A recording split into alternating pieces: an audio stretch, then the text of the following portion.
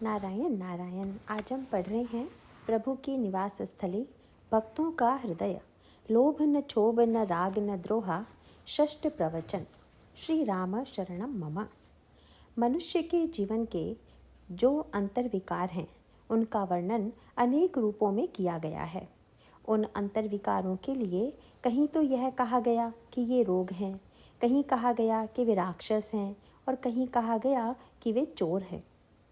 उन सब का सांकेतिक तात्पर्य यही है कि जैसे हम रुग्ण होते हैं, अस्वस्थ होते हैं, तो हम स्वयं भी कष्ट पाते हैं और स्वभावतः आसपास वालों को भी कष्ट पहुंचाते हैं। घर में जब चोर प्रविष्ट हो जाता है तो वह मूल्यवान वस्तुओं को चुरा ले जाता है, अथवा निशाचर हम पर आक्रमण करेंगे तो फिर वे तो पूरी तरह से हमें खा ही जाएंगे। इस तरह से दुर्गुणों का वर्णन अनेक रूपों में किया गया है। इन दुर्गुणों का निष्कासन एक बड़ी कठिन समस्या तथा साधना है। इस संदर्भ में कल जो चर्चा चल रही थी, आइए उसको दृष्टिगत रखकर कुछ बातों पर विचार करें। यहाँ पर पहली पंक्ति में जिन विकारों की चर्चा की गई है, अगली पंक्ति में उससे भिन्न 3 विकारों की चर्चा की गई है। ये 3 विकार हैं कपट, दंभ और माया। जिनके कपट, दंभ नहीं माया।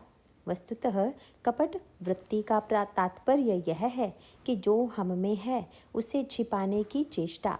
दंभ का तात्पर्य है जो हम में नहीं है उसे दिखाने की चेष्टा। और माया का अर्थ है अपने को छिपाने तथा जो नहीं है वह दिखाने की कला।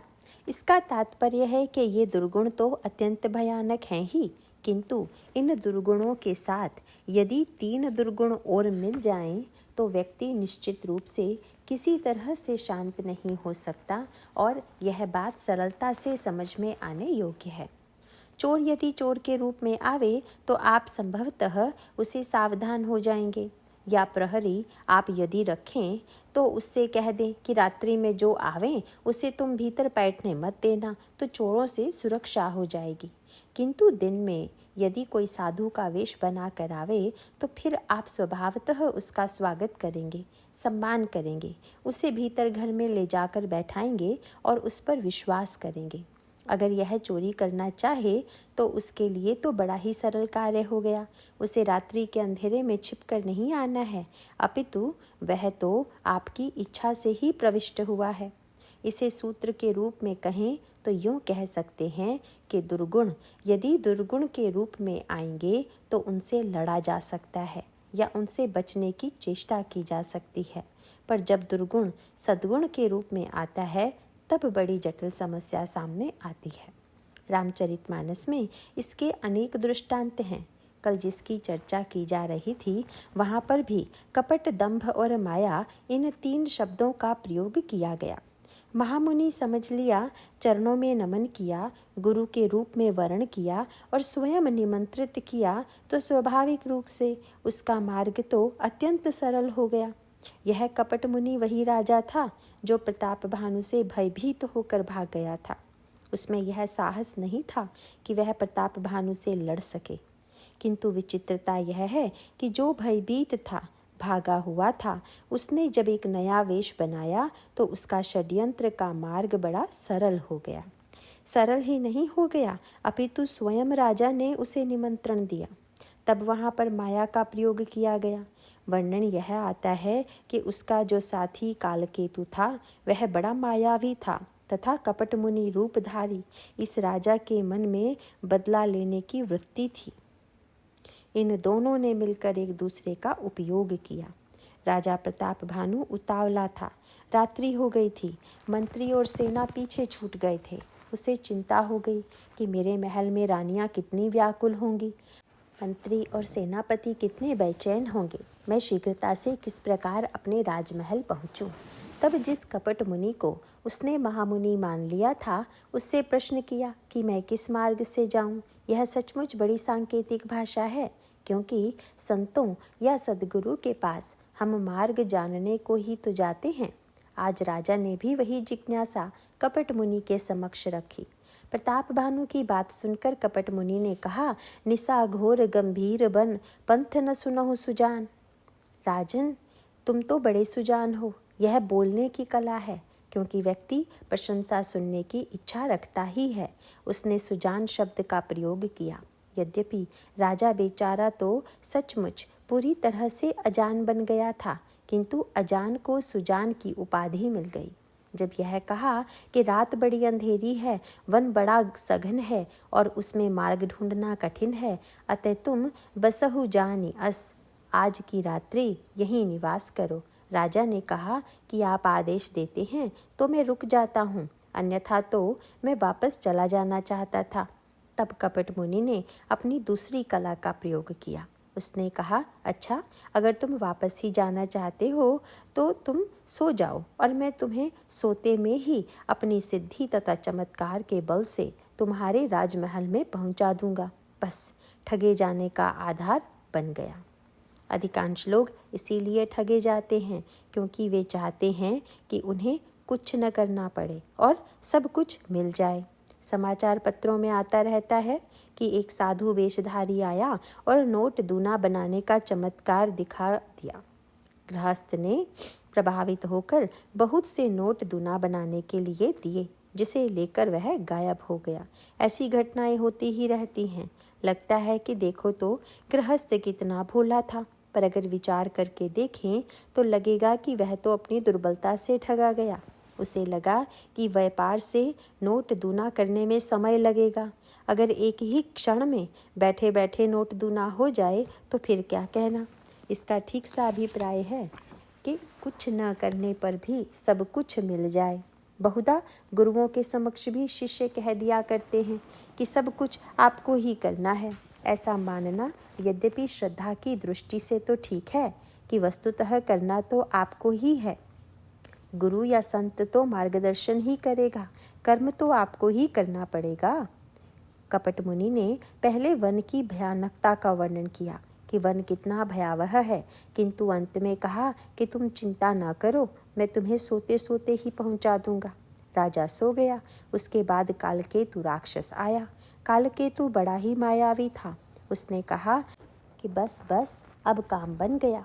वह चमत्कारी तो था ही। सोए हुए राजा को उसने उठाया और ले जाकर राजमहल में रानी के पलंग पर सुला दिया। रात्रि बीत जाने पर जब प्रताप भानु की आंख खुली तो वह चकित हो गया। अद्भुत, इतने चमत्कारी महामुनि मिल गए। और भई अब यह वृत्ति उत्पन्न होगी तो फिर उस व्यक्ति के ठगे जाने की संभावना को अस्वीकार नहीं किया जा सकता। बहुधा चमत्कार के पीछे यही वृत्ति होती है। मैं चमत्कारों का खंडन नहीं कर रहा हूँ। मैं यह नहीं कहता कि जहाँ चमत्कार होते हैं उनके पीछे पाखंड की ही वृत्ति रहती है। ऐसी धृष्टता मैं नहीं करूँगा, क्योंकि चमत्कारों का वर्णन तो रामायण में भी अनेक रूपों में आता है। ठीक इसी से मिलता जुलता रामायण में एक दूसरा दृश्य है, जहाँ सचमुच सोई सोई ही व्यक्ति लक्ष्य तक पहुँच गया, और वह व्यक्ति था सुषेण वैद्य। लंका में जब लक्ष्मण जी को शक्ति लगी और वैद्य की खोज होने लगी तो एक सम्मति मिली कि स्वर्ग का वैद्य बुला लिया जाए, अश्वनी कुमार से चिकित्सा कराई जाए। प्रभु ने कहा कि मैंने सुना है कि लंका में सुषेण नामक एक उत्कृष्ट वैद्य है, उन्हें बुलाया जाए। सुग्रीव तो चौंक पड़े कि शत्रु के नगर के वैद्य को बुलाया जाए, पर भगवान राम ने कहा कि वस्तुतः वैद्य तो बहुत अच्छा है, पर आज तक लंका में उसका उपयोग हुआ ही नहीं। यहाँ पर भी सूत्र वही है कि वैद्य का उपयोग तभी होगा जब व्यक्ति अपने को रोगी माने। पर समस्या यह है कि मानस रोगी अपने को रोगी मानता ही नहीं। ऐसी स्थिति में अगर वैद्य भी होगा तो वह शोभा की ही वस्तु होगा। रावण ने तो शंकर जी को गुरु बना लिया था, पर क्या वह कभी शंकर जी के पास गया कि मेरे हृदय में यह भ्रम या संशय है अथवा यह समस्या है? रावण के लिए शंकर जी एक शोभा की वस्तु थे कि जिससे लोग यह समझें कि हाँ, रावण के गुरु शंकर हैं। शंकर जी रावण से पूजा लेने के लिए नित्य उसके घर में आते थे। मानो गुरु को भी उसने अहम की पूर्ति का साधन बना लिया था। आप यह कहीं नहीं पढ़ेंगे कि लंका के किसी एक भी व्यक्ति को सुषेण वैद्य ने अच्छा किया हो, जिसने आज तक किसी अवगुण को जीवित नहीं किया, प्रभु से कहा कि ऐसे वैद्य को ही बुलाना ठीक होगा। सुषेण को बुलाने का एक सूत्र तो यह है। इसका दूसरा सूत्र भी अत्यंत महत्वपूर्ण है। वस्तुतः इस बात पर विचार कीजिए कि वैद्य का कार्य क्या है। इसका सीधा सा उत्तर यह है कि वैद्य को अपने पास आप गुण दर्शन के लिए नहीं बुलाएंगे, अपितु उसे तो दोष दर्शन के लिए ही बुलाएंगे, और बुलाना भी चाहिए, क्योंकि वैद्य या डॉक्टर आपके सामने बैठकर आपके अंगों की सुंदरता का वर्णन करने लगे कि आपकी आंखें ऐसी हैं, मुख ऐसा है, तो क्या यह प्रसन्न होने की बात है कि मेरी सुंदरता का गुण गाया जा रहा है? वस्तुतः वैद्य को तो यह बताना चाहिए कि आपको अमुक रोग है, आपने यह कुपथ्य किया है तथा इसकी चिकित्सा यह है। प्रभु ने मानो संकेत किया कि चलो भाई, मित्रों में तो दोष देखने का स्वभाव होता नहीं, पर लंका तो शत्रु नगर है, इसीलिए वहाँ का जो वैद्य होगा वह अवश्य दोष दर्शन करने वाला होगा, और आज उसकी ही अपेक्षा है। यह साधना की दृष्टि है। इस संदर्भ में आपने यह दोहा सुना ही होगा, जिसमें यह कहा गया है, निंदक नियरे राखिए, आंगन कुटी छवाए, बिन पानी साबुन बिना निर्मल करई सुभाए।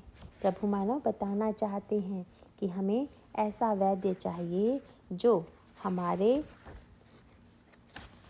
शरीर तथा मन दोनों के रोगों को जाने तथा जानकर उसका उद्देश्य स्वस्थ बनाना हो। इस दृष्टि से भगवान ने सुषेण वैद्य को लाने का आदेश दिया।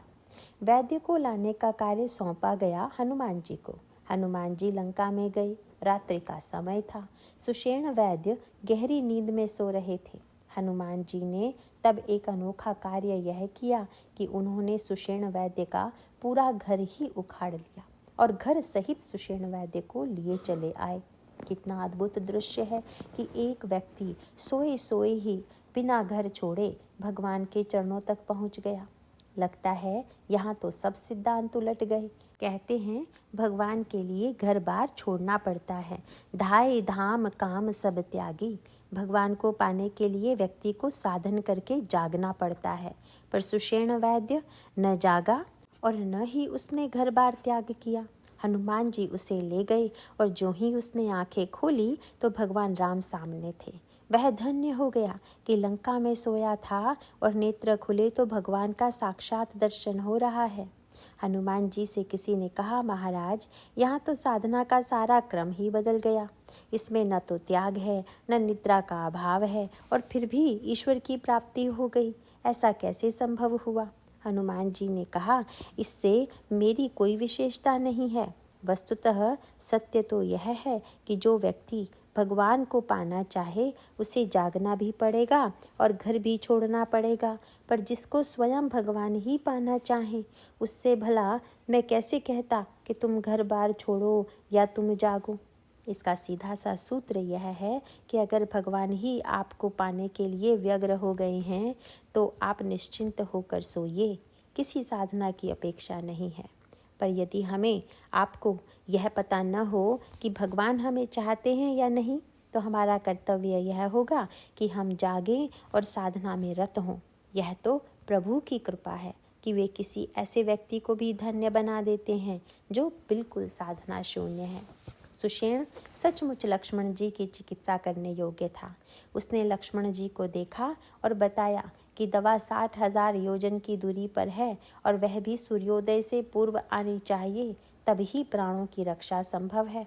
पढ़कर लगता है कि सुषेण वैद्य ने कैसी विचित्र बात कह दी। अगर भगवान राम की दृष्टि विशुद्ध राजनीति परक होती तो उन्हें लगता कि शत्रु नगर का होने के कारण यह बहाने बना रहा है। यह सोच रहा है कि ऐसी दवा बता दो कि जिससे न दवा आएगी और न लक्ष्मण जी बच पाएंगे। पर भगवान राम ने कहा, न, वैद्य ने जो कहा है वह बिल्कुल ठीक है, इसीलिए इनके कथन के अनुसार उपाय करें। सूत्र यह है कि व्यक्ति ठीक तब होगा कि जब योग्य वैद्य मिले, उसके वचन पर विश्वास हो, सद्गुरु वैद्य वचन विश्वासा तथा असली दवा मिले। क्योंकि आजकल सुनते हैं कि नकली दवाओं की भरमार है। और भाई, चाहे कितना योग्य डॉक्टर या वैद्य क्यों ना हो, पर अगर दवा नकली हो तो फिर आरोग्य लाभ कैसे होगा? यह दवा भी समय पर मिलनी चाहिए। यही साधना का सत्य है। इसका सीधा सा अभिप्राय है कि सद्गुरु पर विश्वास और उचित समय की सीमा में साधना, इस पद्धति से ही रोग का निवारण हो सकता है। अब आप जरा कल्पना कीजिए, अगर मेघनाद मूर्छित हुआ होता और यदि कहीं सुषेण वैद्य ने यह कह दिया होता कि दवा यहाँ से 60,000 योजन दूर है तथा सूर्योदय से पूर्व आनी चाहिए, तो रावण सबसे पहले वैद्यराज की ही पूजा करता कि इसीलिए तुमको वैद्य रखा है कि समय आने पर इतनी दूरी से दवा मंगवाओ। तुमने पहले से दवा मंगवा करके रखनी चाहिए थी, और तुम हो कि इस समय मंगा रहे हो। सुषेण वैद्य भी इस सत्य को जानते थे कि लंका में न तो कोई मुझसे चिकित्सा कराएगा और न कोई मुझ पर विश्वास करेगा। जिस संदर्भ में यह बात की जा रही थी उसका मुख्य सूत्र यही है कि भगवद कृपा या फिर गुरु कृपा से व्यक्ति को धन्यता की स्थिति प्राप्त हो जाती है। पर यह अपवाद है, उसे नियम मत मानिए। भगवान अपनी कृपा से किसी को भी मिल सकते हैं, यह ठीक है, पर अगर व्यक्ति ऐसा सोचकर निष्क्रिय होगा अथवा आलस्य का पोषण करेगा तब तो उसके धोखा खाने का भय है। एक और यदि हनुमान जी ने सुषेण वैद्य को सोते सोते भगवान के पास पहुंचा दिया तो दूसरी ओर कपट मुनि ने भी प्रताप भानु को सोते सोते ही पहुंचा दिया। पर कहाँ पहुंचा दिया यह भी तो देखिए। तब हमें यह अंतर स्पष्ट दिखाई देता है कि एक की आंखें खुली तो भगवान राम सामने थे और दूसरे की आंखें खुली तो रानी सामने थी। प्रश्न यह है कि राम के पास पहुंचाया या काम के पास? आपका लक्ष्य क्या है? आप पहुंचना कहाँ चाहते हैं? रामनगर में कि काम, क्रोध या लोभ के नगर में? उस यात्रा का जो परिणाम था वह भी प्रताप भानु के जीवन में हुआ। उसको जो चमत्कार दिखाई दिया यही माया थी। गोस्वामी जी ने कहा, तापस नृपहि बहुत परितोषी, चला महा कपटी अतिरोषी। भानु प्रताप ही बाज समेता, पहुँचाए सिछन मांझ निकेता। नृपहि नारी पहि शयन कराई। और चमत्कार दिखलाने के बाद कपट मुनि उसके पतन की प्रतीक्षा करने लगा। प्रताप भानु के गुरु पहले भी थे, पर उसे लगा कि उन गुरुजी में वह बात नहीं है जो इन नए गुरुजी में है, क्योंकि उन्होंने कभी यह विश्वास नहीं दिलाया था कि तुम बूढ़े नहीं होगे, तुम कभी मरोगे नहीं। उन्होंने तो यही उपदेश दिया था कि शरीर या व्यक्ति वृद्ध तो होता ही है, मृत्यु तो होती ही है। पर नए गुरुजी ने तो ऐसा वचन भी दे दिया है। जब राजा ने यह मांग की कि जरा मरण दुख रहित तनु, समर जिलई जनि कोई। एक छत्र रिपुहीन मही, राज कलप सत हो। न बूढ़े हों, न मरे, न कभी दुखी हों और न कभी हारें, तो नए गुरुजी ने कहा कि चिंता मत करो, ऐसा ही होगा। और भाई, जब ऐसा गुरु मिल जाए तो फिर व्यक्ति चमत्कृत तो अवश्य ही होगा। अगर कोई वैद्य या गुरु कुपथ्य को ही दवा बता दे तो फिर भला रोगी की प्रसन्नता के क्या कहने। इस संदर्भ में मुझे एक संस्मरण याद आता है। हमारे एक स्नेहास्पद ने बताया कि दिल्ली में एक मधु प्रमेह डायबिटीज़ के चिकित्सक हैं जो बड़े अद्वितीय हैं। मैंने पूछा कि उनमें क्या विशेषता है, तो उन्होंने कहा कि वे डॉक्टर डायबिटीज़ के रोगी को मिठाई ही खिलाते हैं।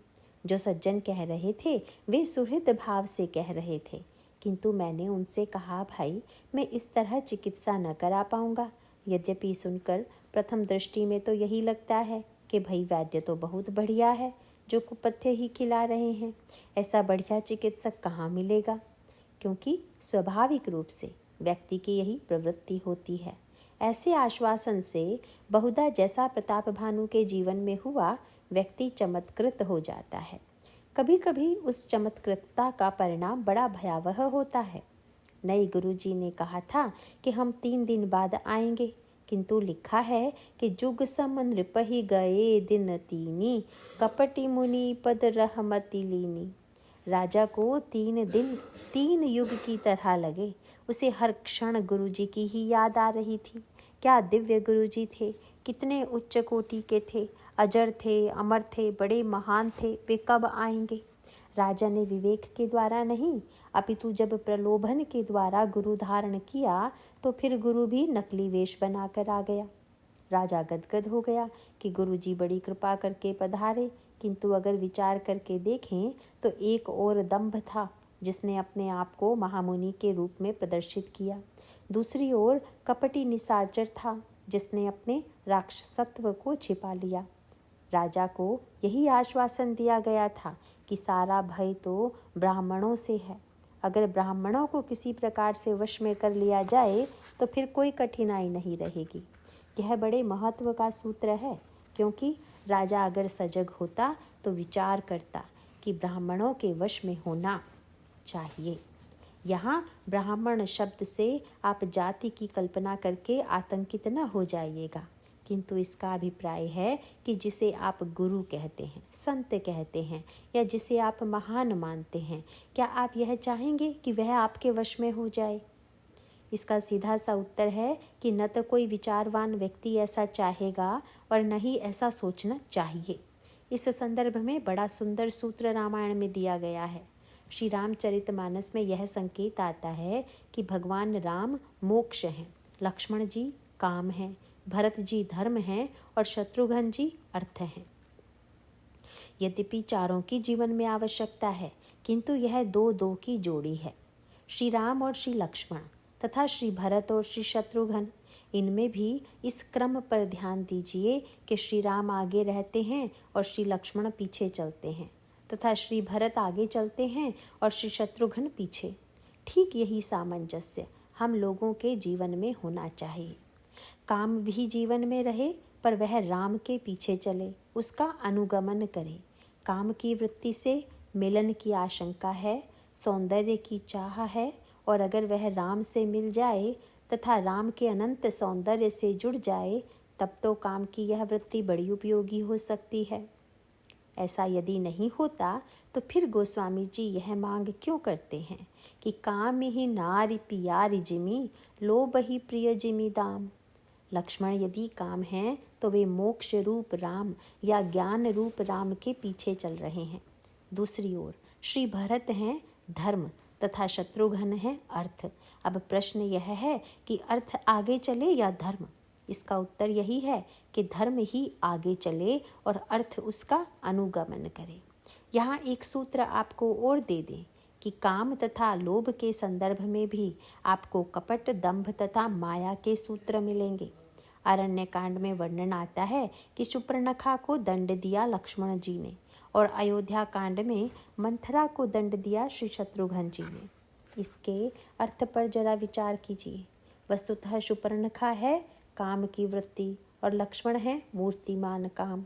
मानो काम के द्वारा ही काम की वृत्ति की नासिका काटी गई।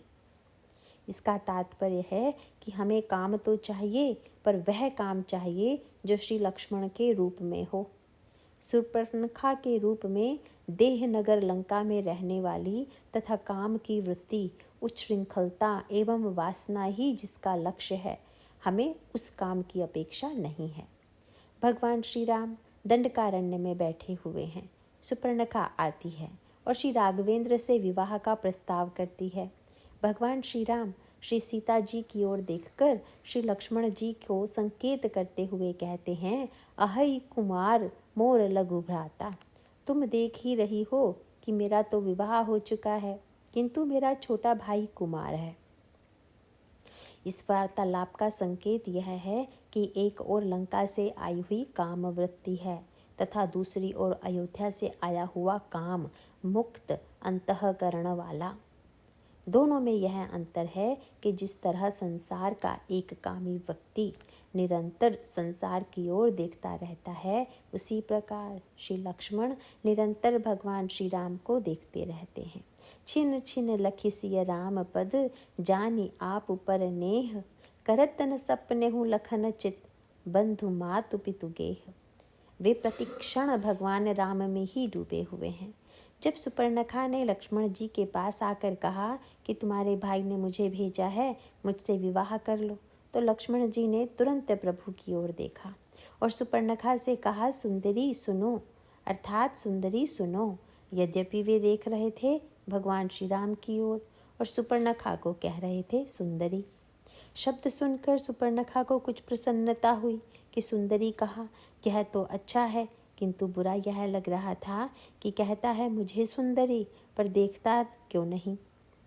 लेकिन लक्ष्मण जी मन ही मन हंस रहे थे। उनकी हंसी में व्यंग यह था कि जब तक नहीं देख रहा हूँ तभी तक सुंदरी हो, जब मैं देख लूँगा तब तुम सुंदरी नहीं रह जाओगी। उसके पश्चात लक्ष्मण जी ने कहा, तुम उन्हीं के पास जाओ, मैं तो सेवक हूँ और वे समर्थ हैं। सुपर्णखा पहले श्री राम से विवाह का प्रस्ताव करती है, फिर भी लक्ष्मण जी के पास चली जाती है। इसका सीधा सा तात्पर्य है कि जो वासना की वृत्ति इतनी अनियंत्रित हो जाए कि जहाँ तहाँ से अपनी वासना की वृत्ति को ही लक्ष्य बना ले, उसी का नाम सुपर्णखा है। जिसका नाखून सूप की तरह हो या है। आप जानते ही हैं कि शरीर के अन्य सभी अंगों को हम कटने से बचाते हैं, पर बुद्धिमान व्यक्ति नाखून को जरूर काटता है। यद्यपि वह भी शरीर की उंगली का ही एक हिस्सा है, वैसे नाखून की भी आवश्यकता है, पर अगर वह बहुत आगे तक बढ़ जाए तो स्वयं को या दूसरे को चोट पहुंचा सकता है। इसी प्रकार से मन मानो उंगली है और काम की वृत्ति ही नाखून है। अगर वह एक सीमा से, मर्यादा से आगे बढ़ने लगे तो उसे नियंत्रित करना चाहिए। इसका यही तात्पर्य है। सुपर्णखा को अंत में क्रोध आ गया। भई गीता के क्रम से काम के बाद क्रोध आना तो ठीक ही है। कामात क्रोधो भी जायते, पर इसके पूर्व को ध्यायतो विषयान पुंसः संगस्तेषु पजायते का क्रम उल्टा हो गया। क्योंकि यद्यपि उसे संग तो मिला श्री राम का, सामने श्री लक्ष्मण थे, पर इतना होते हुए भी अंतःकरण से वह श्री राम तथा श्री लक्ष्मण से परिचित नहीं थी। अंत में वह श्री सीता जी को ही खाने दौड़ती है। भगवान श्री राम ने जब देखा कि सुपर्णखा श्री सीता जी को ही खाने को प्रस्तुत है, तो उन्होंने नाक कान काटने का श्री लक्ष्मण जी को संकेत किया। मानो रामचरितमानस का आदर्श यही है कि काम के द्वारा ही काम को दंड दिया जाए। जो नियंत्रित काम है वह अनियंत्रित काम को दंड दे। अयोध्या कांड में वर्णन आता है कि मंथरा को शत्रुघ्न जी के द्वारा दंड दिलाया गया। यहाँ भी सूत्र सही है। मंथरा लोभ की वृत्ति है, श्री शत्रुघ्न जी अर्थ हैं। दोनों का प्रिय संबंध तो जुड़ा हुआ है, किंतु जब लोभ की वृत्ति ने इतना अनर्थ कर दिया कि महाराज श्री दशरथ की मृत्यु हो गई, भगवान श्री राम को वन जाना पड़ा। जब धर्म के द्वारा नियंत्रित इस अर्थ ने लोभ पर प्रहार करके उस वृत्ति को दंडित किया जो भगवान श्री राम को हमारे जीवन से दूर कर देती है। लोभ की वृत्ति हमारे जीवन में सद्भाव की प्रेरणा दे, सेवा की प्रेरणा दे, दान की प्रेरणा दे, तब तो उसकी सार्थकता है। पर छीनने अथवा हानि पहुंचाने की वृत्ति तो दंड के ही योग्य है। इसका मूल सूत्र यही है। प्रताप भानु के संदर्भ में जो बात कही जा रही थी उसमें भी संकेत सूत्र यही है। प्रताप भानु को इस नकली गुरु ने बताया कि मैं ऐसा भोजन बना दूंगा कि जिसे ग्रहण करने के बाद सब ब्राह्मण तुम्हारे वशीभूत हो जाएंगे। उसके उपदेश का सीधा सा अर्थ यही था कि तुम अपने भोजन के द्वारा ब्राह्मण और मुनियों को वशीभूत करके उन्हें अपनी इच्छा के अनुकूल चलाओ। इस विपरीत वृत्ति का सामंजस्य ठीक ठीक न होने का परिणाम यह हुआ कि अंत में राजा का विनाश हो गया। भोजन बनाने के लिए आया हुआ वेशधारी गुरु तो कालकेतु राक्षस था, इसीलिए स्वाभाविक रूप से उसने मायामय भोजन का निर्माण किया। मायामय तेहि कीन्ह रसोई, और इस तरह कपट, दंभ तथा माया तीनों बातें जुड़ गई। रामायण में तो कहा गया है कि जिनके कपट दंभ नहीं माया, और यहाँ पर तो केवल मायामय तेहि कीन्ह रसोई, व्यंजन बहुगनि सकै न कोई। यद्यपि विविध प्रकार के व्यंजन दिखाई देते हैं, किंतु सब माया के द्वारा मांस से बनाए हुए हैं। जो वस्तु ऐसी है वह वैसी न दिखाई दे, इसे ही जादूगरी या माया कहते हैं। यहाँ पर भी ब्राह्मणों को जो भोजन परोसा गया वह भीतर से तो मांस है, पर ऊपर से फलाहार या अन्य दिव्य व्यंजन के रूप में प्रतीत हो रहा है। जब ब्राह्मण उसे ग्रहण करने के लिए प्रस्तुत हुए तब आकाशवाणी हुई, विप्रबिंद उठी उठी ग्रह जाऊं। आप लोग उठकर अपने अपने घरों को चले जाइए। वैसे यह स्वाभाविक भी लगता है कि अगर कोई आदर से निमंत्रित करके भोजन प्रस्तुत कर रहा हो तो स्वीकार करने में आपत्ति नहीं, पर यदि उसमें उद्देश्य अपवित्र है तो फिर वह त्याज्य है। आकाशवाणी के द्वारा एक सूचना मिली, आदेश मिला कि आप लोग अन्न का परित्याग कर दीजिए। विप्रवंद उठी उठी ग्रह जाऊ, है बड़ी हानि अन्न जनि खाहु। भयउ रसोई भूसुर मासु, सब द्विज उठे मानि विश्वासु। राजा भी यही था। आकाशवाणी को सुनकर वह घबरा गया, ब्राह्मणों को क्रोध आ गया। अगर ब्राह्मणों ने आकाशवाणी के आदेश का ठीक से पालन किया होता तो अनर्थ की परंपरा रुक जाती। समाज की यह बड़ी जटिल स्थिति है कि हम क्रिया और प्रतिक्रिया के चक्र से मुक्त ही नहीं हो पाते। यदि हम विचार करके देखें तो हमें यह स्पष्ट प्रतीत होगा कि क्रिया प्रतिक्रिया का यह क्रम जो समाज में संघर्ष की सृष्टि करता है तो रुकने का नाम ही नहीं लेता। उसे कहीं ना कहीं तो रुकना ही चाहिए, और जहाँ यह क्रम रुका वहीं राम राज्य है। वस्तुतः शाप और दंड की परंपरा से समाज को बदलने के प्रयास में क्रिया प्रतिक्रिया समाप्त नहीं हो पाती। परशुराम जी से समाज को बदलने के लिए दंड का आश्रय लिया तथा मुनियों और ब्राह्मणों ने शाप के द्वारा समाज को बदलने की चेष्टा की। शाप का उद्देश्य यही है कि व्यक्ति शाप के द्वारा होने वाले परिणाम को देखकर डरे और समाज में आगे अपराध रुके। दंड के भय से व्यक्ति बुरा कार्य न करे, पर ये दोनों प्रयोग अधूरे सिद्ध हुए। न तो परशुराम जी के दंड के द्वारा समाज बदल पाया और न महामुनियों के शाप के द्वारा ही समाज बदला। आकाशवाणी से यह आदेश हुआ था कि आप लोग भोजन छोड़कर चले जाइए। इसका अर्थ यह था कि आप लोग इसके लोभ का उत्तर क्रोध से मत दीजिए। एक विकार का उत्तर जब हम दूसरे विकार से देते हैं तो परिणाम कल्याणकारी नहीं होता। राजा को शाप मिला, बोले विप्र सकोप तब, नहीं कछुकीन्ह विचार, जाई निशाचर हो नृप मूढ़ सहित परिवार। राजा, तुमने विचार शून्य होकर इतना अनर्थ किया, इसीलिए जा, तू परिवार सहित निशाचर हो जा। वस्तुतः यह न्याय तो नहीं रह गया, क्योंकि भूल राजा ने की तो दंड राजा को मिलना चाहिए था। राजा से पूछना चाहिए था कि यह सब कैसे हुआ, परिवार ने क्या किया था। बेचारे सारे परिवार को शाप दे दिया गया, और वह भी राक्षस बनने का। इस प्रकार मानव प्रतिक्रिया का चक्र प्रारंभ हो गया। उसके पश्चात पुनः आकाशवाणी हुई, जिसमें ब्राह्मणों को सुनाई पड़ा, विप्रहु श्राप विचारि न दीन्हा। अगर राजा ने विचार नहीं किया तो आप लोगों ने कौन सा विचार किया? अविचार का उत्तर क्या अविचार है? क्रोध का उत्तर क्या क्रोध है? लोभ का उत्तर क्या लोभ है? बड़ा अनर्थ किया आप लोगों ने। आप लोगों से तो केवल यही कहा गया था कि चुपचाप लौट जाइए, लेकिन आप लोगों ने विप्रहु श्राप विचारि न दीन्हा, नहीं अपराध भूप कछु कीन्हा। आकाशवाणी सुनकर सब चकित हो गए तथा राजा व्याकुल होकर पृथ्वी पर गिर पड़ा। त्रसित परऊ अवनी अकुलाई। ब्राह्मणों ने कह दिया, राजन, हमारा शब्द तो झूठा हो नहीं सकता।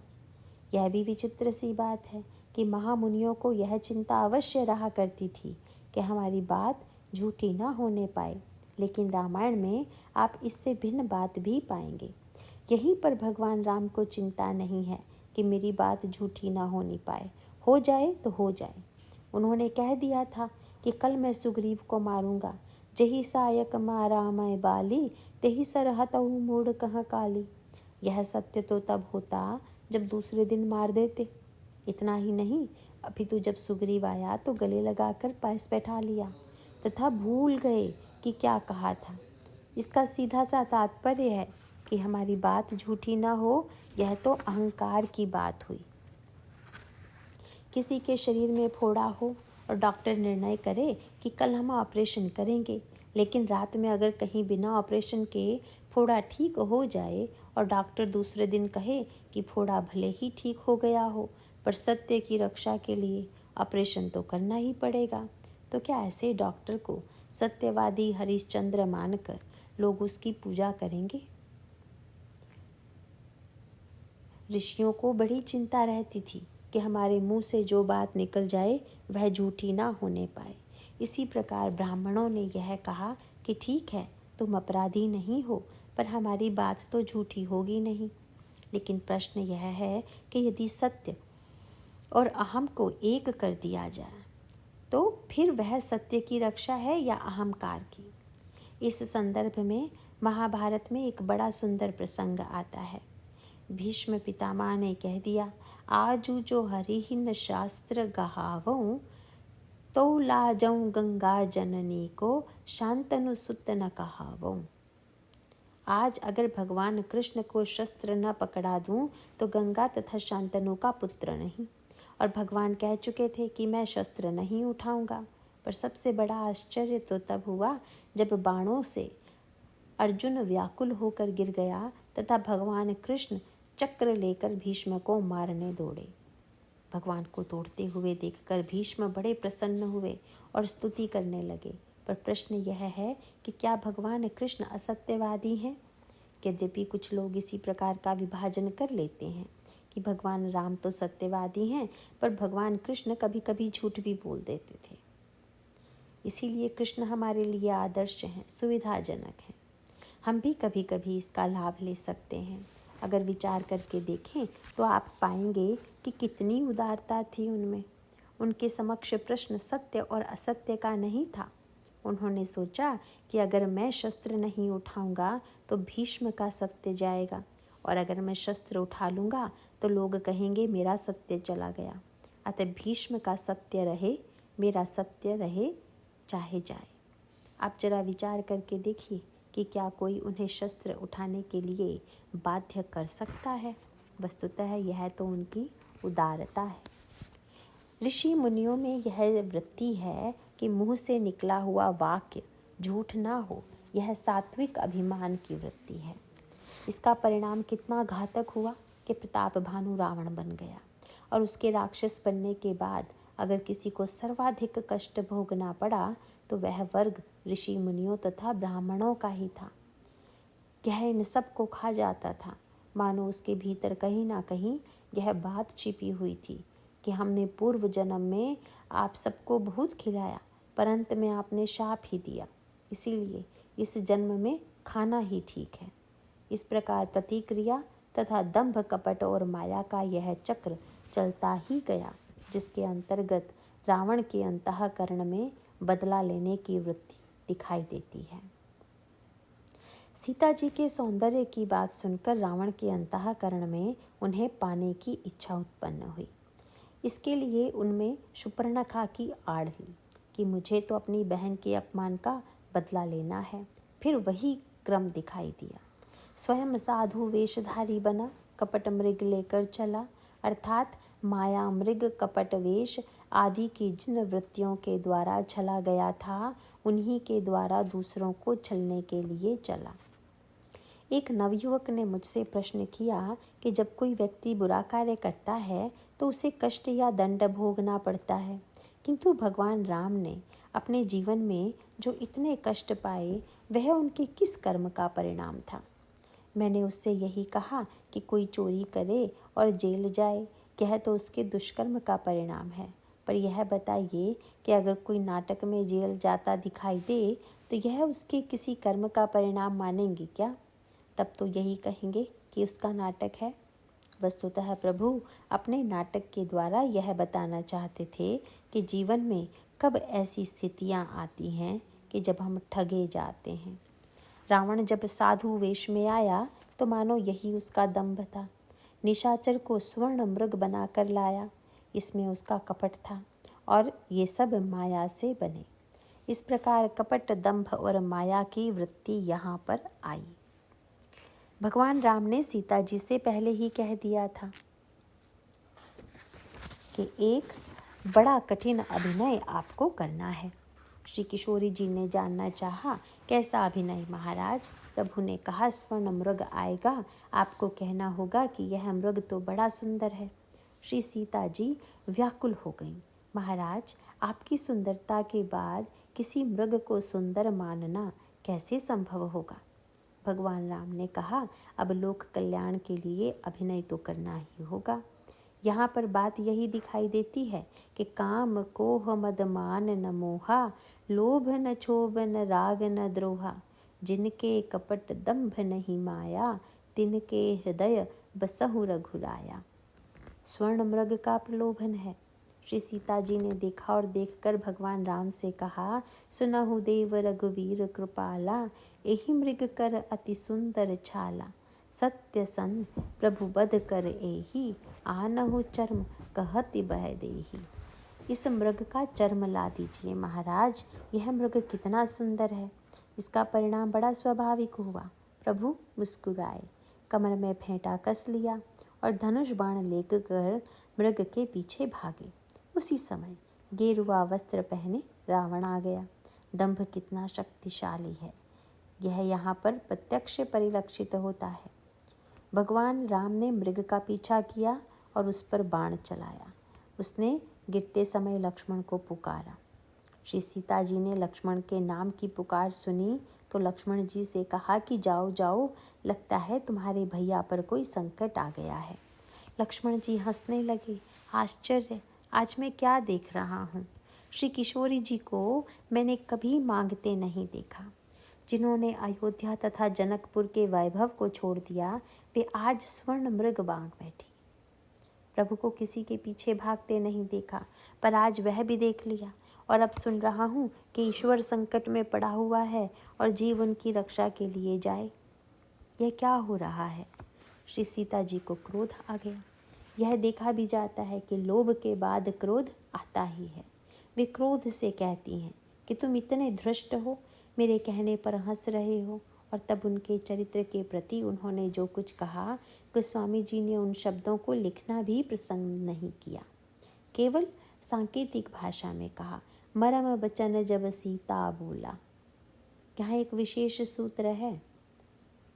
आगे चलकर रावण आता है नकली साधु वेश में। रावण नकली साधु है, लक्ष्मण जी असली साधु हैं, किंतु दंभ का चक्कर ही ऐसा है कि इसमें असली से ज़्यादा प्रभावित करने वाला नकली होता है। इसे आप गेरुए वस्त्र की आलोचना मत मानिएगा।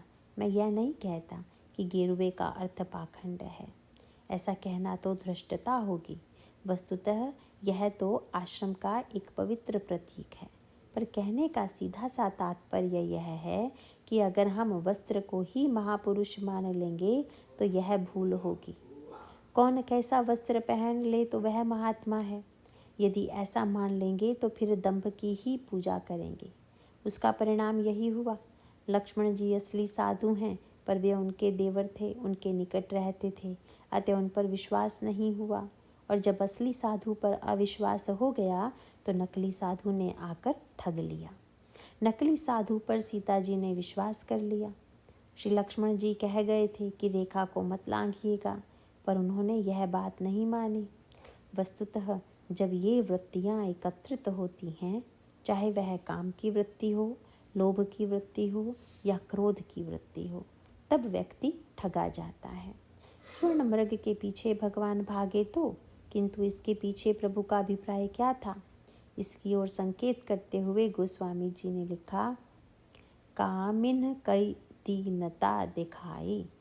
भगवान ने मानो नाटक किया कि देखो तो कमियों की क्या स्थिति हो जाती है। इसीलिए महर्षि वाल्मीकि कहते हैं कि जिसमें ये अवगुण नहीं है उसके हृदय में आप निवास कीजिए। इसके बाद की चर्चा अब कल होगी। नारायण नारायण।